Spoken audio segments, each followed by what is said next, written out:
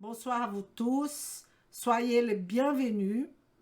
Nous sommes aujourd'hui, par rapport au projet 1929, c'est notre live numéro 50. Ça veut dire que vous avez, dans le projet 1929, parce qu'avant il y avait d'autres vidéos. Donc, pendant ce projet 1929, on est dans la live 50. Si vous voulez tout voir bien clair et net, je vous invite, professionnels de santé, d'aller dans l'Académie Marceau, dans la plateforme de formation, parce que là, vous pouvez regarder tout gratuitement et il y a un sens. Et il y a d'autres vidéos aussi gratuites. Donc, je vous invite tous à y aller. Notre sujet d'aujourd'hui, hyper important, c'est l'insulinorésistance avec ce regard toujours de la matrice de la nutrition fonctionnelle. Alors, notre sujet, comme je vous ai dit, c'est l'insulinorésistance. Si on va parler d'insulinorésistance, on va parler d'insuline, évidemment. Cette hormone qui a une priorité dans les études de n'importe quel professionnel de santé, n'est-ce pas? Mais avant de parler aujourd'hui de l'insulinorésistance, je voudrais vous poser une question professionnelle de santé. Est-ce que vous savez la différence entre nutrition et nutrition fonctionnelle? Parce que parfois, je constate qu'il y a pas mal de personnes qui disent dans les réseaux sociaux « Ah non, je pratique déjà la nutrition fonctionnelle » en pensant que c'est de la nutrition tout simplement. Alors, la nutrition tout court, elle est divisée en macronutrition et en micronutrition. Cette partie-là, vous allez prendre connaissance de la micronutrition et de la macro, glucides, lipides, protéines, pour qui, comment, le grammage, même vous allez vous intéresser par la complémentation ou la supplémentation nutritionnelle, n'est-ce pas?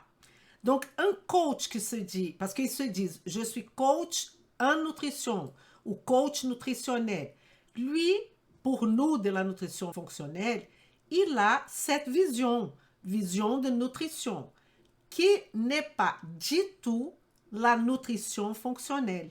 La nutrition fonctionnelle est une stratégie de comprendre tout simplement, ou pas tout simplement, mais parce que c'est pas simple, mais de comprendre l'homme, l'être humain, au travers surtout de principes qui sont les principes biochimiques, mais c'est une biochimie personnalisée. On va prendre cette personne, on va mettre dans la matrice de la nutrition fonctionnelle, on va connaître au travers de ce qu'on appelle la timeline et au travers de questionnaires et même au travers de bilans sanguins, urinaires ou d'autres, on va comprendre les signes et symptômes que cette personne a dans son tableau clinique maintenant. On va prendre les antécédents personnels, les antécédents familiales. Qu'est-ce qui pourrait déclencher son état actuel de santé? Qu'est-ce qui a passé pour expliquer ça? Et on a des éléments qu'on appelle les éléments modifiables.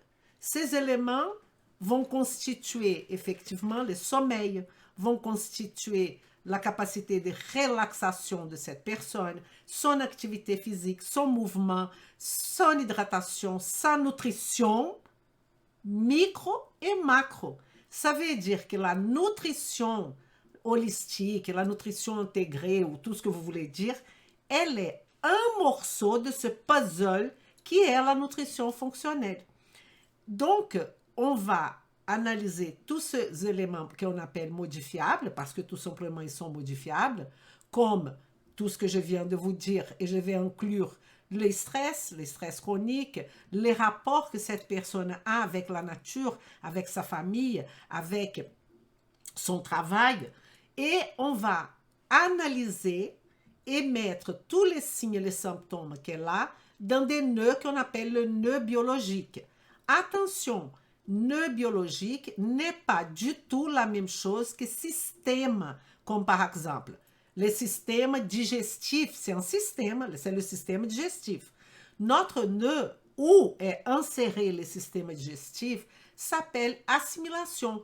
Donc, qui va rentrer dans ce nœud assimilation sera le tractus gastro-intestinal, le système digestif bien sûr, mais aussi le poumon, aussi la peau, sont des éléments qui vont faire partie de l'assimilation. Donc, ce n'est pas que le système digestif, d'accord? Sachant que le système digestif est un élément hyper important. Donc, on a par exemple les nœuds biotransformation où on aura les reins, où on aura le foie, où on aura le poumon, parce que biotransformation, il y aura le foie qui va faire la biotransformation, ça veut dire permettre que une molécule soit éliminée par le corps au travers de la phase 1 et phase 2 du foie, mais il y a aussi l'élimination qui sera faite par le poumon, par la peau et même par le rein. Donc, vous voyez qu'assimilation et biotransformation sont bien liés, mais avec de regards totalement différents. Aujourd'hui, comme on va parler d'insuline, on va parler du nœud qui s'appelle communication. Parce que la communication, dans ce nœud communication, on aura les neurotransmetteurs et aussi les hormones. Donc, que pour vous donner une réponse très courte, quelle est la différence entre nutrition et nutrition fonctionnelle? La nutrition est une partie du puzzle qui va constituer les stratégies qui est la nutrition fonctionnelle. Elle va vous permettre d'analyser et de proposer quelque chose, un traitement à votre client ou à votre patient pour définitivement régler son problème. L'amener à ce qu'on appelle la santé, qui en fait c'est santé avec vitalité positive maximale.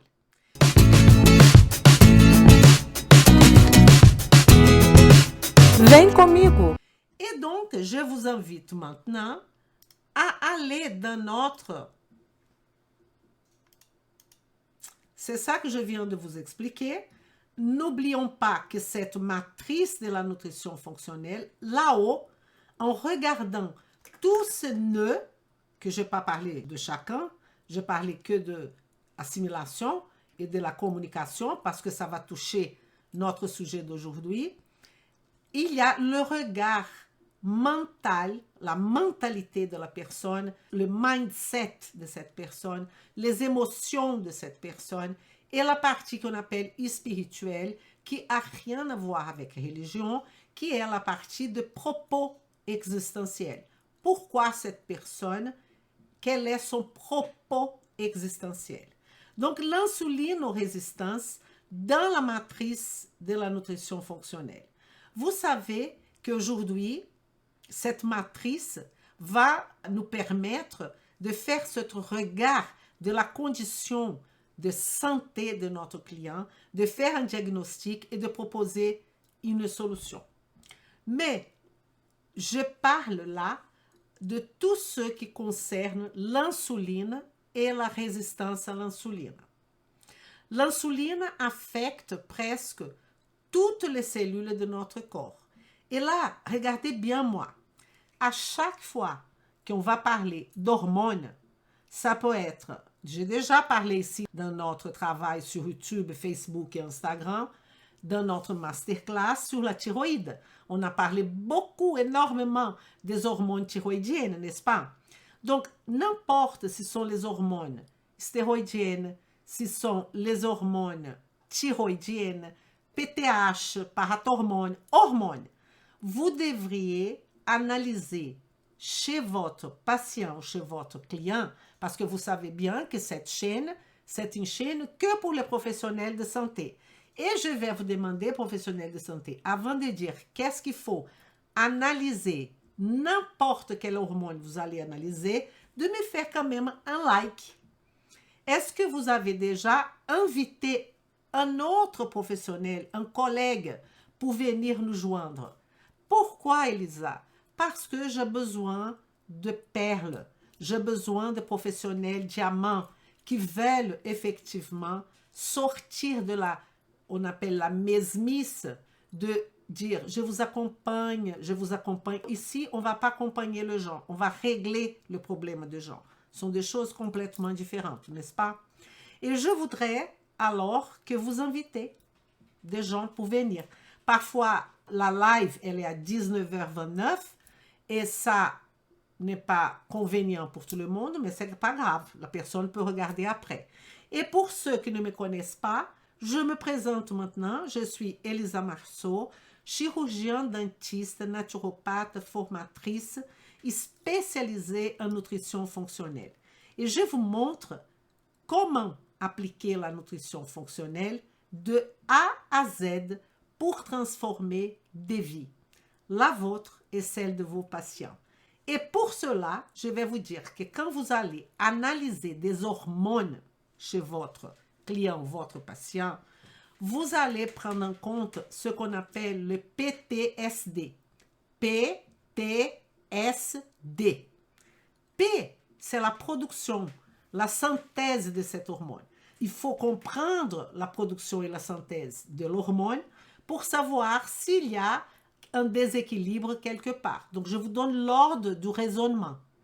Après, le transport, comment cette hormone est transportée. Après, la sensibilité de cette hormone. Donc, on va parler de récepteurs de cette hormone. Et notre sujet, insulino-résistance, va rentrer dans cette lettre S, sensibilité, récepteur, insulino-résistance. Ça veut dire qu'on va avoir un déséquilibre au niveau de récepteurs de l'insuline, que je vais parler un peu plus tard. Et le PTSD, les D, c'est la détoxification, c'est l'élimination de cette hormone. L'hormone insuline, c'est une hormone peptidique, donc ça ne donne pas grand problème parce que c'est une hormone peptidique.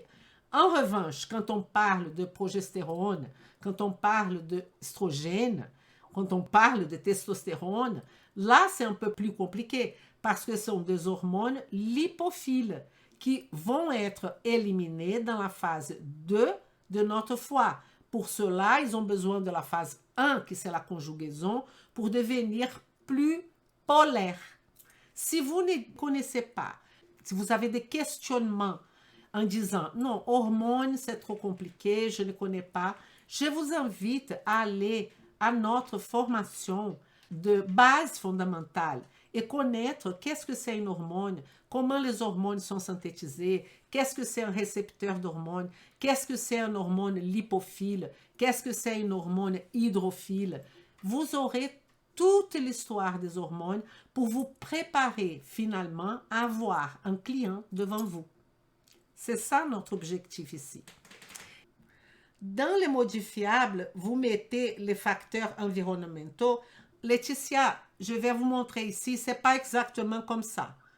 Alors, dans les modifiables, on va mettre le sommeil, l'exercice et le mouvement, la nutrition, micro et macro, les stress, la résilience, le rapport nature-famille et travail. Les éléments de facteurs environnementaux, on met dans la partie déclencheur ou antécédent. Ça va dépendre de la situation. Pourquoi? Parce que l'environnement, quand on dit modifiable, c'est modifiable par la personne, par le client ou par le patient. Le patient ne peut pas changer l'environnement en tant que planète. Et parfois, il y a l'environnement du travail. Ça, c'est d'un rapport travail. Donc, il faut bien préciser qu'est-ce que vous voulez dire par environnement. OK? Et donc, on va suivre ici la chronologie que j'ai préparée. Alors, l'insuline. L'insuline est une hormone, comme je vous ai dit. Je vais mettre là, oh. L'insuline, le service d'escorte pour le glucose. On est bien d'accord. aide à obtenir du glucose dans la cellule. Ce n'est pas un cours sur l'insuline. Ça, vous pouvez avoir dans l'académie. Donc ici, je vais vous rappeler que l'insuline, c'est une hormone peptidique produite au niveau des cellules bêta du pancréas qui est dans les îlots de Langerhans. On a à peu près 1 million, on est millionnaire par rapport à îlot de Langerhans qui va se situer normalement dans la région de la queue du pancréas. Là, vous aurez les îlots qui va avoir bien au milieu de ces îlots les fameuses cellules bêta responsables pour la production de insuline. Et l'insuline, vous savez, quand on dit qu'elle sert d'escorte pour le glucose, c'est qu'elle va amener le glucose dans les cellules pour effectivement être utilisé, ce glucose, comme source d'énergie pour faire de l'ATP, n'est-ce pas? Et donc, cette réponse de l'insuline, elle va venir surtout dans la période postprandiale. À partir du moment qu'on commence à manger, il y aura une augmentation de glucose et là, l'insuline va venir pour faire l'escorte de ce glucose dans les cellules, n'est-ce pas? Et sans insuline, nous ne pouvons pas du tout faire rentrer ce glucose dans les cellules pour produire le fameux ATP, adénosine triphosphate, qui est, je vous dis déjà, une molécule qui n'est pas qu'une molécule énergétique. C'est une molécule de signalisation aussi, d'ailleurs, pour synthétiser l'insuline. C'est une merveille d'étudier comment on synthétise l'insuline dans les cellules bêta du pancréas. On va avoir besoin de cette signalisation de ATP, ADP. C'est très, très intéressant. Et donc, de l'autre côté, cette insuline, elle a aussi, l'insuline, j'ai mis là-haut, fait entrer le glucose dans les cellules, donc les mitochondries peuvent produire de l'ATP. Donc, quand on parle de mitochondries, d'ATP, on parle d'énergie. Donc, vous voyez déjà la liaison qui va se faire, et là, je vous montre une liaison très simple, très évidente, qui est la liaison du nœud communication, qui est l'hormone insuline, avec les nœuds énergie. Donc, il va falloir travailler ce nœud. La question est, quel nœud on travaille en premier, en deuxième, en troisième? Tout ça fait partie de la nutrition fonctionnelle. Qu'est-ce qu'on fait en premier, en deuxième? Il faut absolument que vous compreniez que la nutrition fonctionnelle n'est pas du tout une méthode, n'est pas du tout un protocole. La nutrition fonctionnelle, c'est une façon de comment vous allez réfléchir. Comment je vais réfléchir pour arriver à solutionner le problème qui a mon client ou mon patient.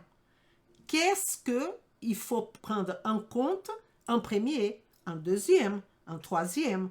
Comment je vais faire ça? Comment je vais donner un diagnostic nutritionnel et proposer un traitement qui a une séquence logique? C'est ça la nutrition fonctionnelle. Donc, on n'est pas là pour expliquer tout simplement la mitochondrie, le nœud énergie, l'ATP, oui. Mais quel est le rapport de l'insuline avec les nœuds énergie? Je donne un exemple là. Mais le plus important, c'est qu'est-ce que je vais regarder en premier? Comment je vais avoir les antécédents? Je vais poser 1 million de questions.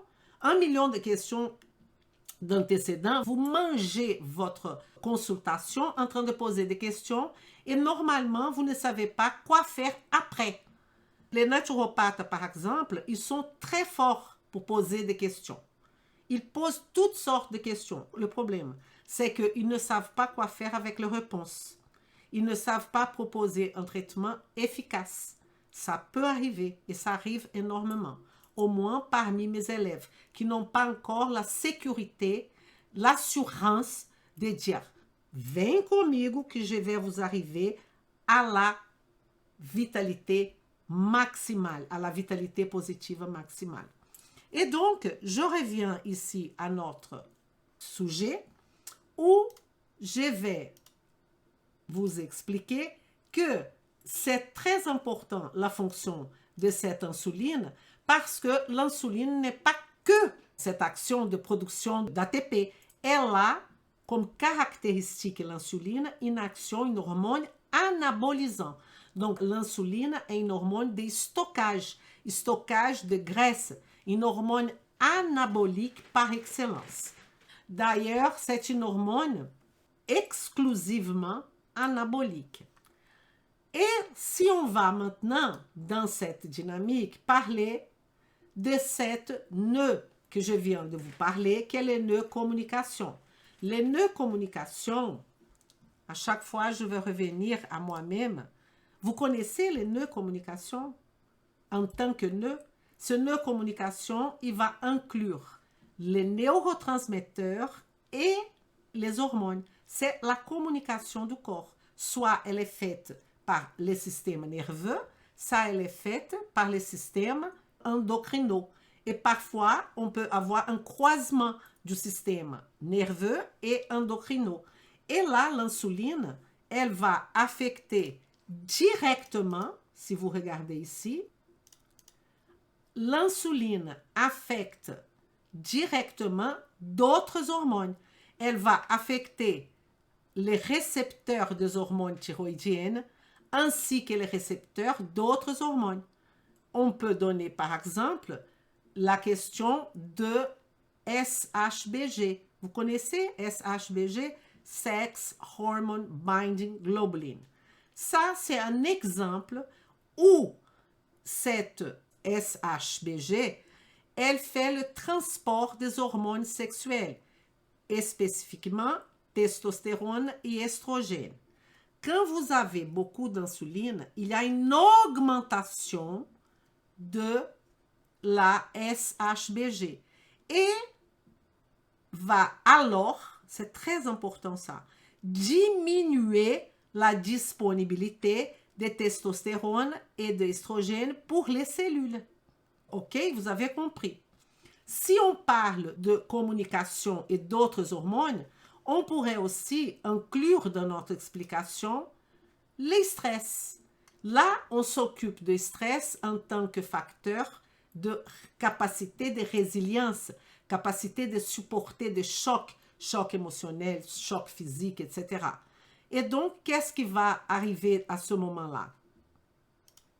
Parce que le stress, on parle de qui? De cortisol. Et le cortisol monte et mobilise le sucre quand on est stressé. Le cortisol monte et mobilise le sucre en catabolisant les protéines. Ça veut dire quoi exactement, Elisa? Ça veut dire que on va cataboliser les protéines en acides aminés et on va transformer quelques acides aminés qui sont glucogénèses, ça veut dire qui peuvent être transformés en glucose, on va les utiliser.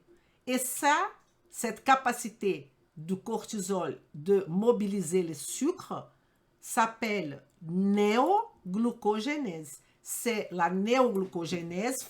Elle est non seulement l'utilisation d'acides aminés, on peut utiliser du glycérol, on peut utiliser du lactate, on peut utiliser d'autres substances non glucidiques pour transformer en sucre. Et là, je vous montre que le cortisol, il va faire cette montée et mobiliser le sucre.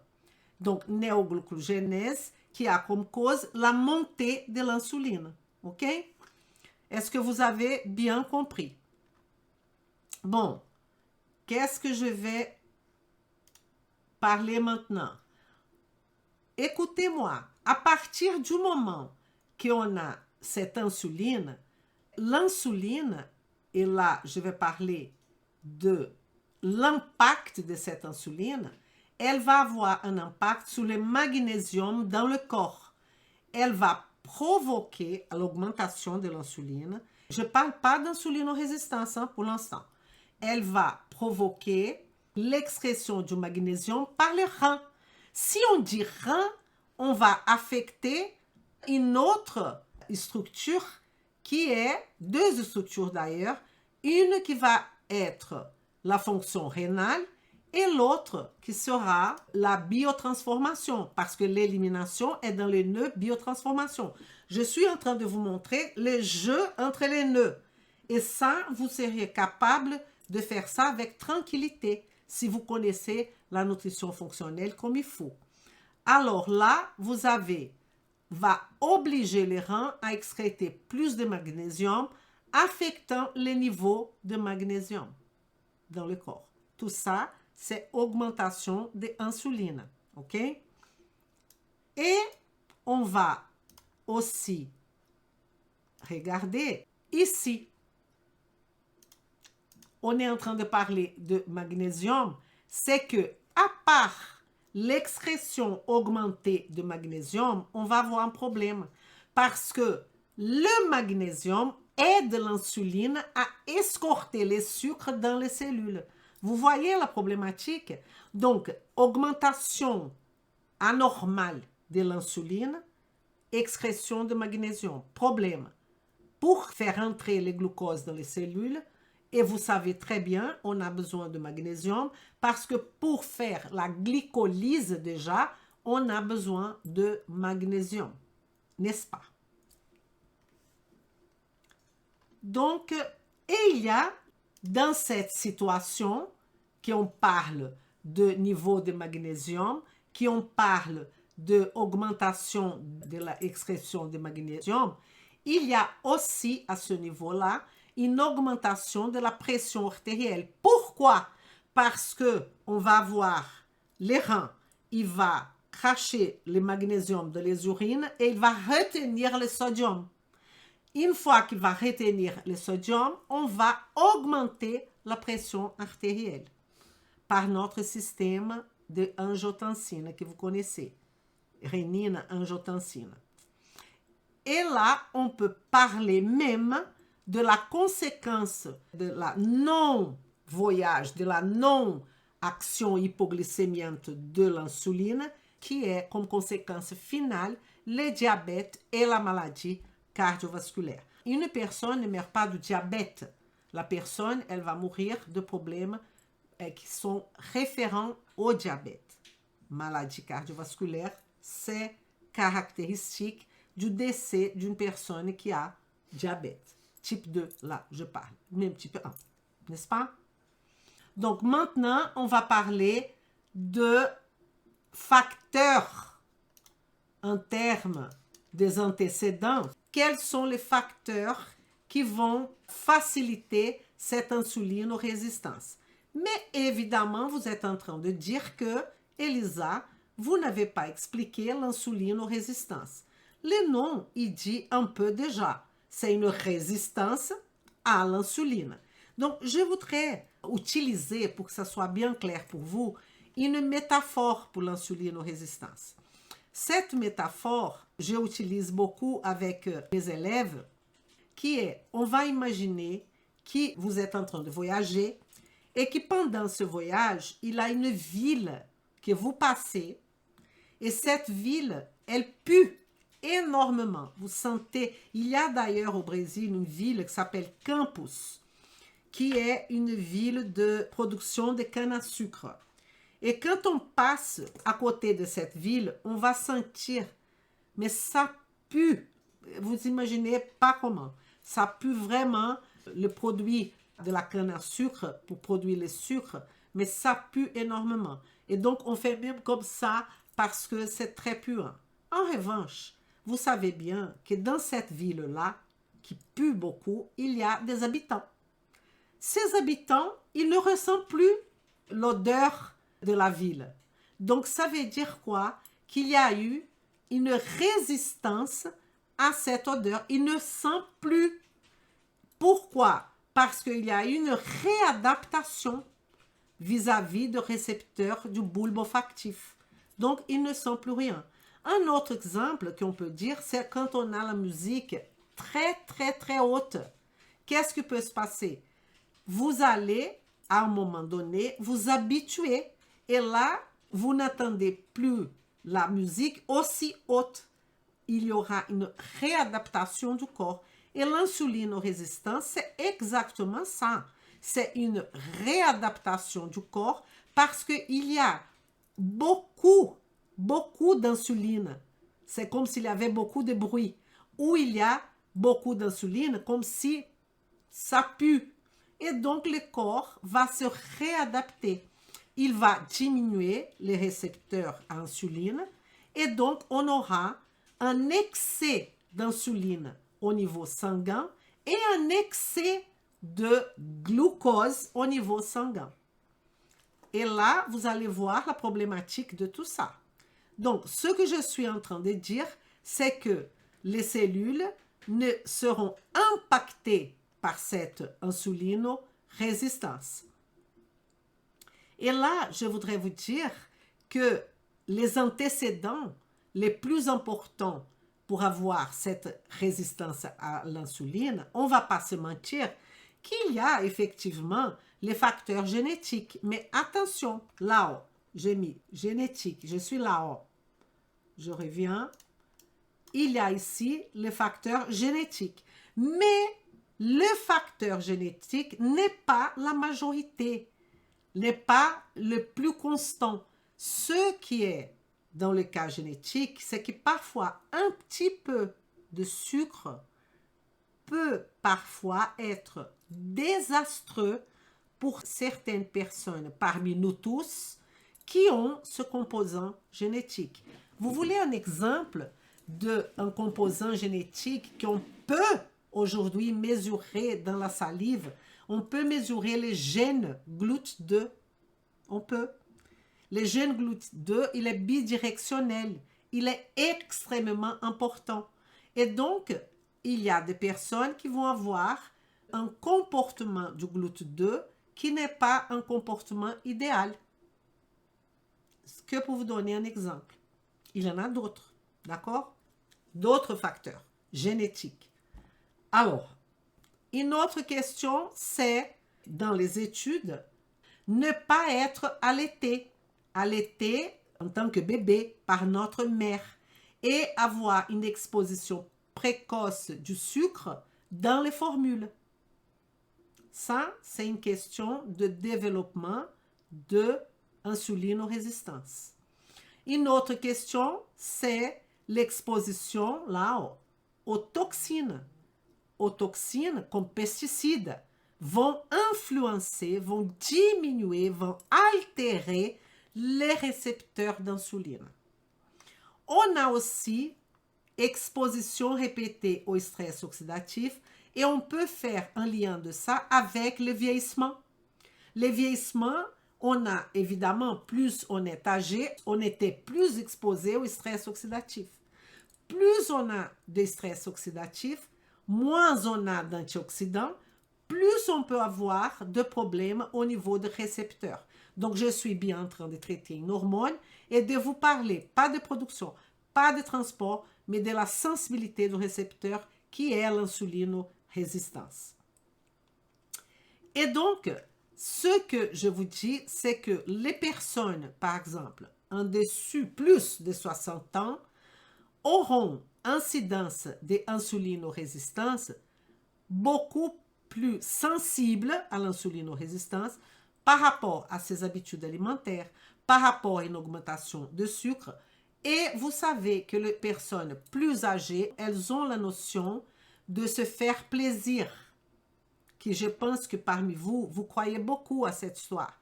Non, laisse la personne âgée manger du sucre pour se faire plaisir. Le problème, c'est qu'elle va se faire plaisir et après, elle peut avoir un cancer, un diabète, un Alzheimer. Donc, tout dans la vie, c'est une question d'expliquer à la population et cette population a le droit de faire un choix. Ce qui est un peu embêtant, c'est de dire aux gens, faites des efforts, améliorez votre alimentation. C'est pas améliorer l'alimentation, c'est pas faire des efforts. C'est de expliquer le choix A et le choix B. Et la personne va faire son propre choix en sachant qu'on peut les aider, on peut les motiver, on peut les faire sortir de la zone de confort, on peut changer sa perception. C'est ça notre objectif. Et pas faire les choses comme ça, un petit peu. Un petit peu, vous n'allez pas résoudre le problème de votre client et de votre patient.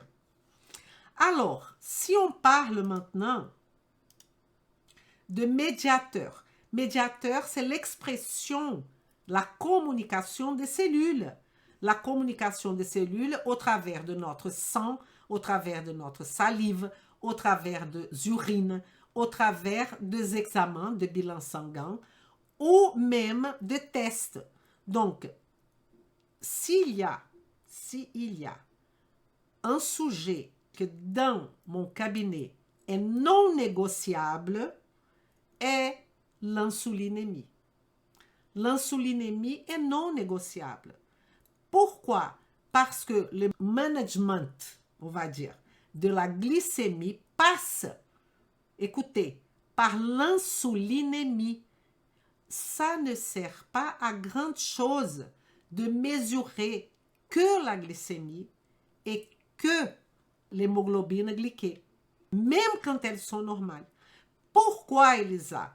Parce que je viens de vous expliquer que la fonction de l'insuline est de mettre votre glycémie, tout ce qui est mis dans le sang, votre taux de glucose dans le sang, dans la normalité, n'est-ce pas? Ça veut dire inférieur à 1 gramme par litre. Ça, c'est l'objectif de l'insuline, hypoglycémiante. Dès que vous aurez une hausse de glycémie, le pancréas va cracher de l'insuline. Donc, la question qu'on va se poser est, est-ce que cette insuline est normale, mais le pancréas est en train de cracher trop d'insuline? Et si le pancréas est en train de cracher trop d'insuline, on aura un problème. On aura un index OMA très haut, un index OMA qui va constater que cette personne est prédiabétique. Et quel est le problème d'être prédiabétique? C'est que parfois, elle n'a pas les éléments que je viens de vous dire là, comme la génétique, et elle ne va jamais devenir diabétique, mais elle aura tous les signes, tous les symptômes, même les risques cardiovasculaires, même les risques de cancer, même tous les mal-être qu'il y a une personne diabétique, sans être diabétique. Vous comprenez la situation? J'espère que vous comprenez bien cette situation. Et on peut savoir aussi quelle est la sensibilité à l'insuline de cette personne. On peut savoir quelle est l'insulinémie, la sensibilité à l'insuline, que c'est une autre chose qui s'appelle QUIC. Et on peut savoir la glycémie et on peut savoir l'hémoglobine glyquée. L'hémoglobine glyquée, c'est la ferraille qui se balade dans notre corps. C'est la glycation. Et notre idéal fait partie du club que j'appelle club du 5%. C'est avoir une hémoglobine glyquée de 5%. Mais je n'ai pas fini parce qu'il y a même des personnes qui sont en train de prendre des médicaments qu'on ne comprend pas trop pourquoi, de metformine par exemple, à long terme, qui va avoir un déficit de vitamine B12 à long terme, La metformine, elle fait ça, elle diminue la B12. Mais ce n'est pas que ça, c'est que parfois la personne, elle prend cette B12 en sachant qu'elle a les peptides C. Ça veut dire que le pancréas de la personne est totalement capable de faire de l'insuline et on ne donne pas une chance au corps au travers de l'équilibrage de l'alimentation. Écoutez, équilibrer une alimentation d'une personne qui a une insulinorésistance, c'est ne pas tout simplement baisser le sucre comme ça. Baisser le sucre à quel grammage? Combien de sucre il faut prendre par jour? Est-ce que cette personne est ménopausée? Est-ce que cette personne est âgée? Est-ce que cette personne a la vésicule biliaire ou pas? Est-ce que cette personne a un pancréas qui fonctionne bien? Pancréas endocrine et pancréas exocrine. Vous voyez qu'à chaque fois, il y a tous les éléments du corps qui vont entrer en jeu. Et ce que je vous propose, c'est d'avoir un ordre dans votre tête. Ce que je vous propose, c'est de comprendre le rapport de quoi? Est-ce que mon patient a suffisamment d'insuline pour faire face au glucose dans son corps? qu'est-ce qu'on peut éventuellement mesurer? On peut mesurer la glycémie, on peut mesurer l'hémoglobine glyquée. Ça, le médecin font tout le temps. Mais, comme je viens de répéter, je vais vous expliquer, c'est que ce n'est pas suffisant parce qu'on a besoin de mesurer le peptide C qui va donner la capacité du pancréas, qui doit être supérieure à 1. On doit mesurer l'index OMA, c'est très intéressant parce que c'est les rapports de l'insuline avec la glycémie, insulinémie et glycémie. Et comme je vous ai dit, l'hémoglobine glyquée, on devrait tous faire partie du club du 5%. Parce que l'hémoglobine glyquée, elle n'est rien d'autre qu'une ferraille qui se balade. C'est la glycation, le phénomène de glycation. Qui après, on va discuter les AGE, qui est glycation avancée, qui va donner des produits qui sont des produits qui ne sont pas bienvenus dans notre corps si ils sont un excès. Parce que notre corps va produire des AGE, ça c'est sûr. Mais notre corps va produire de l'hémoglobine glyquée. Mais les taux optimal acceptables, c'est 5%. Et la question que je vais répéter, c'est que vous, si vous avez votre glycémie normale, ça ne veut rien dire. Ça ne veut rien dire. La glycémie et l'hémoglobine glyquée normale peut être en train de cacher un prédiabète. Un prédiabète parce que votre pancréas est en train de cracher trop d'insuline. Et donc, vous avez plus de 35 picomoles, vous avez 60, comme je vois, 70 picomoles en termes d'insuline, et vous devriez avoir 35. Ça veut dire que vous êtes en train d'aller vers un prédiabète. Et peut-être, vous ne serez jamais diabétique parce que vous avez des éléments génétiques qui ne vont pas permettre ça. Mais vous aurez tous les signes et symptômes, ou presque toutes, d'un diabétique. J'espère que je suis en train de contribuer à une nouvelle vision de la maladie, de la santé, de tout ce qu'on est en train de parler ici. Est-ce que vous êtes d'accord avec moi? Et donc, les médiateurs, si on parle alors de laboratoire, glycémie à jeun normal, ça veut dire quelque chose? Non. Insuline à jeun haute, ça veut dire quelque chose. Ça veut dire que le pancréas est en train de cracher trop d'insuline. Le magnésium a un rapport avec l'entrée du glucose dans la cellule et avec la glycolyse, avec le cycle de Krebs, on a besoin de ce glucose. Et l'insuline, pour qu'elle soit efficace, on a besoin de glucose. Est-ce que tout va bien là pour vous?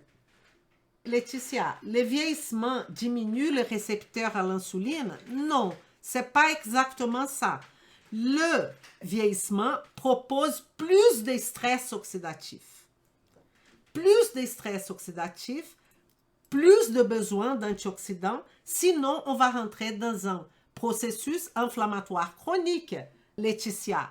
Pourquoi? Parce que la réponse du corps en termes de stress oxydatif, c'est notre système immunitaire qui va déclencher. Et notre système immunitaire utilise le stress oxydatif comme réponse immunitaire. Plus on est âgé, on a une tendance à pas diminuer le récepteur à l'insuline, mais à perturber le récepteur à l'insuline et perturber dans le sens de rester, d'avoir cette insulinorésistance. D'accord? Alors, indice OMA ou index OMA que je vous ai expliqué, et l'hémoglobine glyquée qui doit idéalement à 5.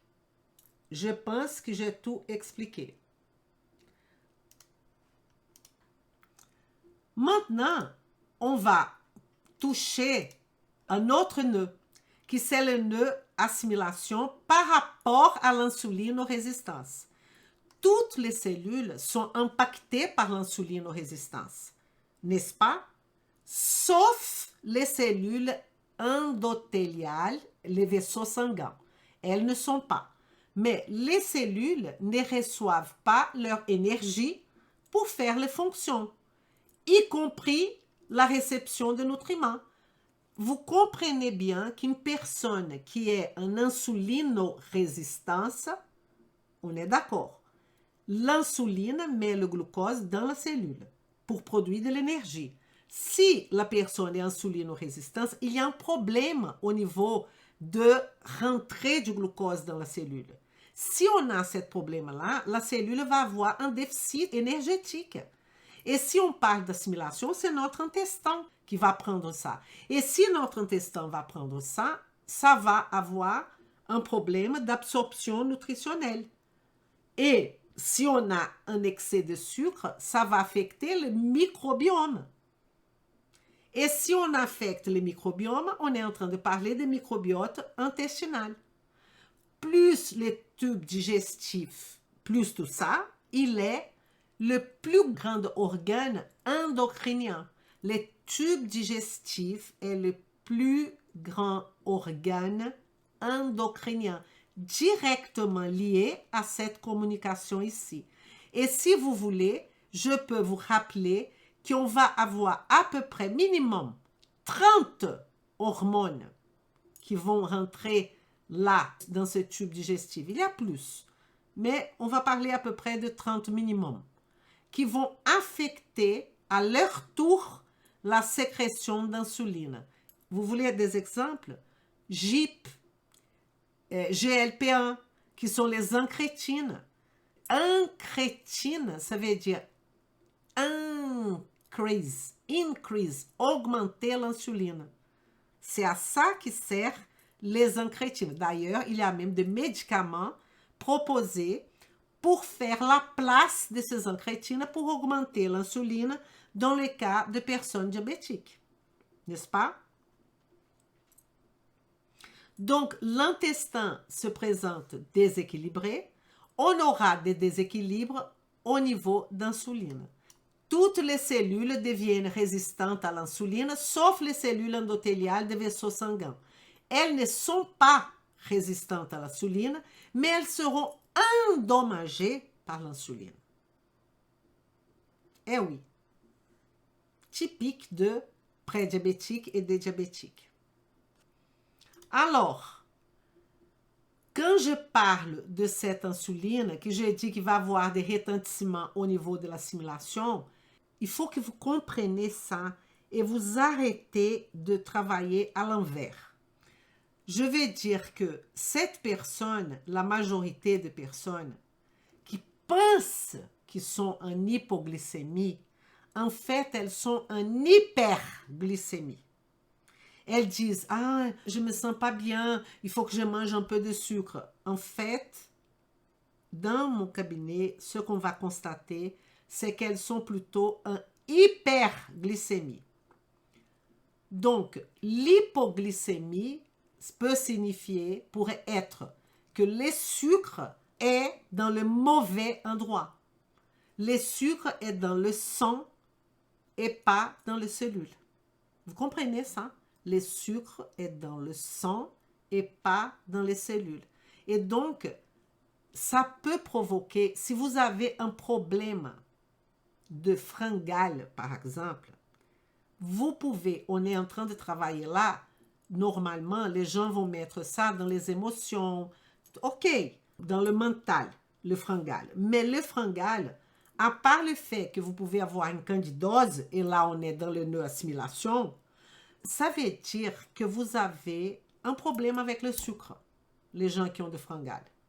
Si vous avez un problème avec le sucre, vous allez avoir de problèmes au niveau de fringale, de santé mentale.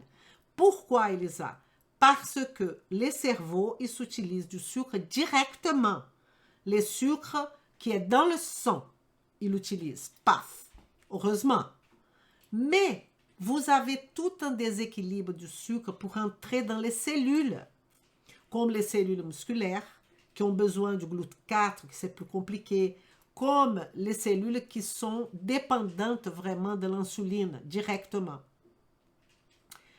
Cellules musculaires, cellules adipeuses, et vous aurez ce fringale parce que vous avez un déséquilibre de l'insuline. Vous comprenez ça?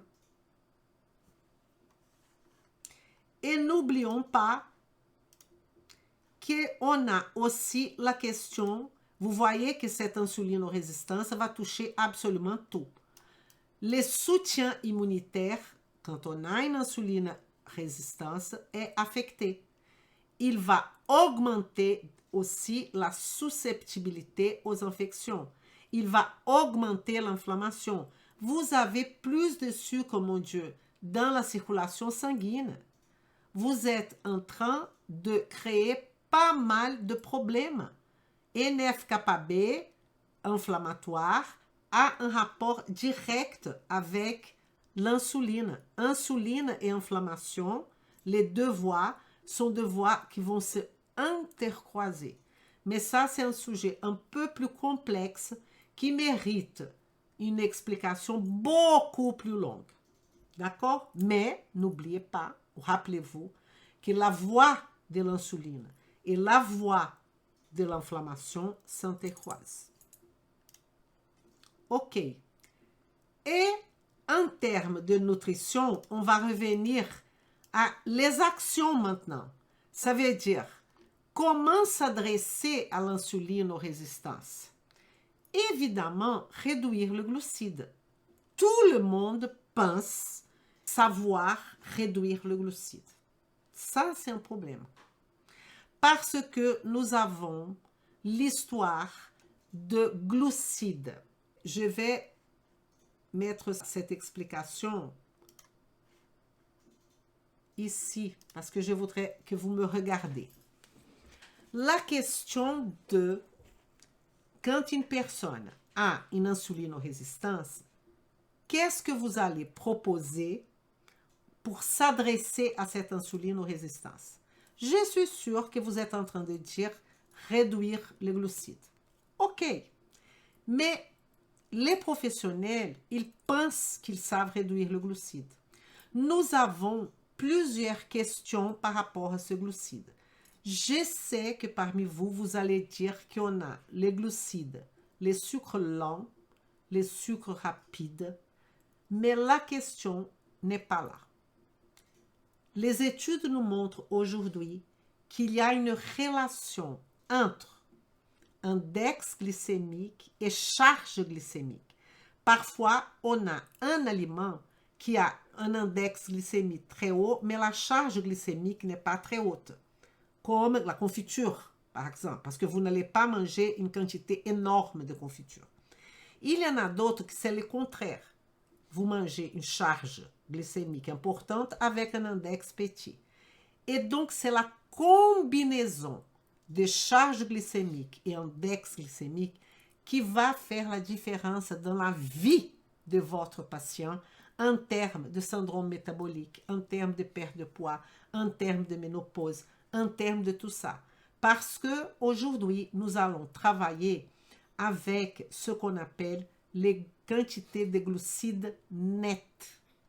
Et vous allez remarquer que le riz blanc et les riz complets, si on regarde les glucides nets et le rapport glucides en tant qu'index glycémique et charge glycémique, il n'y a pas de différence entre le riz blanc et les riz complets. Je sais que vous êtes en train de dire, elle est folle celle-là? Non, je ne suis pas folle. Ça, c'est aujourd'hui 2022, le sujet qui nous intéresse énormément, c'est d'étudier l'index glycémique net qu'il va falloir diminuer de la quantité de fibres présentées par chaque glucide, par chaque carbohydrate, si vous voulez vraiment changer la vie de votre client et de votre patient. Donc, pour s'adresser à l'insulinorésistance, c'est ne pas réduire comme ça, tout simplement, le glucide à votre bonne volonté. Il y a d'autres facteurs très importants qui vont jouer. C'est une femme, elle est ménopausée ou pas? C'est un jeune, c'est une adulte femme ou une adulte du sexe masculin. C'est un bébé, c'est un enfant. Chaque population, chaque cible aura une vision complètement différente de éliminer, je parle, l'insulinorésistance. Et je mets ici pour vous la chose la plus connue. Ça, là, ce que je vais dire, il n'y a rien de nouveau. Que les gens disent tout le temps. Réduire les glucides, augmenter les aliments riches en nutriments, légumes, fibres et bonne graisse. Si cette information c'était vraiment utile, elle aurait déjà changé la vie de tout le monde, même la vôtre, qui peut-être est un petit peu en surpoids. Peut-être vous, femme ménopausée qui me regarde, qui est un professionnel de santé, a quand même un bidou, un ventre. Parce que vous n'avez pas encore étudié la question sous un point de vue de la nutrition fonctionnelle. Vous voyez? Donc, c'est très important ce sujet. Et l'exercice, activité physique, je voudrais donner le nom de mouvement. On sait, c'est prouvé, que l'exercice est très important. Et spécialement l'exercice qu'on va appeler High Intensive Training. Né? Sur une courte période, on va faire augmenter la fréquence cardiovasculaire très haute. Ça, c'est hyper important pour diminuer l'insuline, diminuer l'insulinorésistance. Mais si vous êtes devant une personne âgée, si vous êtes devant une personne ménopausée, au-delà du HIIT, qu'on appelle HIIT en français, vous aurez besoin d'augmenter la masse musculaire de cette personne. Parce qu'en augmentant la masse musculaire, vous allez tomber dans la question de cortisol pour la personne stressée. Donc, on va augmenter la masse musculaire pour permettre déjà une augmentation de l'os et on va augmenter le GH qui est le growth hormone, hormone de croissance, et on va diminuer l'insuline. Vous voyez? Et le sommeil. Pourquoi, Elisa, le sommeil? Donc, vous voyez que tout ça, c'est dans la racine de notre arbre de la nutrition fonctionnelle. Et là, je crois que je vais vous apporter une nouveauté. Et je vais venir ici pour vous donner cette notion. Regardez bien ce que je vais vous dire. Je sais que vous savez que le sommeil est important. Je sais que peut-être vous savez même que le sommeil est très important pour l'insulinorésistance. Mais je voudrais vous apporter une connaissance qui doit être une connaissance appliquée de plus à cette histoire de sommeil. C'est que si une personne a une mauvaise nuit de sommeil, une nuit de sommeil, elle doit faire attention à son alimentation le lendemain. Probablement, elle aura envie de manger du sucre, elle aura des fringales. Pourquoi? Parce que une nuit de sommeil peut créer une courte période d'insulinorésistance. Vous le savez ça? Vous devrez augmenter l'apport hydrique. Si vous avez l'habitude de boire entre 2 litres d'eau par jour, si vous êtes à 1 litre et vous êtes un adulte, vous avez déjà tort. Mais si vous êtes à 2 litres, par exemple, le lendemain de cette nuit, vous aurez l'obligation de boire beaucoup plus et si possible, couper le sucre complètement. Je ne sais pas si vous saviez ça. C'est une information très importante. Pratique, de ordre pratique, courte période d'insulinorésistance. Julie, il faut réduire les glucides à IGO en intégrant la charge glycémique. Pas exactement.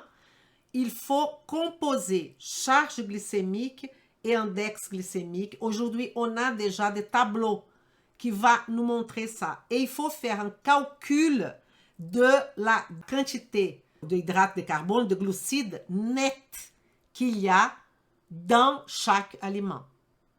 Ça, c'est un processus qu'il va falloir apprendre. D'accord?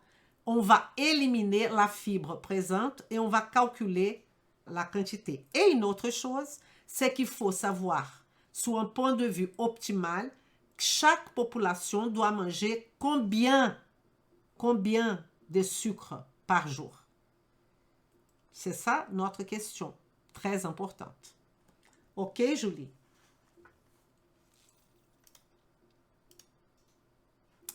J'espère que ça vous a plu. Toutes les informations qui concernent ce chapitre extrêmement important qui prend l'assimilation, les nœuds réparation, les nœuds immunitaires, les nœuds de biotransformation, les nœuds qui par excellence, c'est le nœud de communication, avec tous les enjeux, comment on analyse l'insuline, la production, les transports. Aujourd'hui, on se concentrait sur l'insulinorésistance, la sensibilité des récepteurs, mais il y a aussi tout un processus en termes d'hormones, de détoxification, phase 1, phase 2, méthylation, acétylation, désacétylation, glucuronidation, qui sont des phénomènes chimiques que vous ne pouvez pas vous en passer si vous voulez régler, par exemple, des problèmes de ménopause, si vous voulez régler des problèmes de faim, si vous voulez régler des problèmes même pour faire tout simplement coach sportif, une activité physique qui donne vraiment de résultats. Il y a donc un cercle vicieux pour les personnes qui font des insomnies. Parfait, tout à fait, exactement. Bonne conclusion, Sophie. Mais il ne faut pas se méfier à une seule explication, Sophie. Vous me dites, il y a un cercle vicieux pour les personnes qui font ils sont diabétiques. Attendez, diabétiques contrôlés ou pas? Ok? Parce qu'on a des personnes qui sont plus diabétiques d'ailleurs, ex-diabétiques, elles auront toujours la possibilité d'un terrain diabétique, mais elles ne sont plus diabétiques. Il y a les pré-diabétiques qui ne sont plus pré-diabétiques. Et il y a ceux qui sont insulinodépendants, mais bien contrôlés avec une alimentation. Parce que ce n'est pas parce qu'on est insulinodépendant qu'on peut manger n'importe quoi, comme la majorité de patients insulinodépendants font. Ils sont en train de détruire la santé quand même, par d'autres biais. OK? Est-ce que vous avez trouvé utile cette live d'aujourd'hui? Il faut savoir que la connaissance sans application, sans savoir comment faire, comment se comporter devant le client est simplement de l'information. Il faut savoir l'appliquer. Je vous souhaite une excellente soirée. À bientôt. E vem comigo. Vem comigo!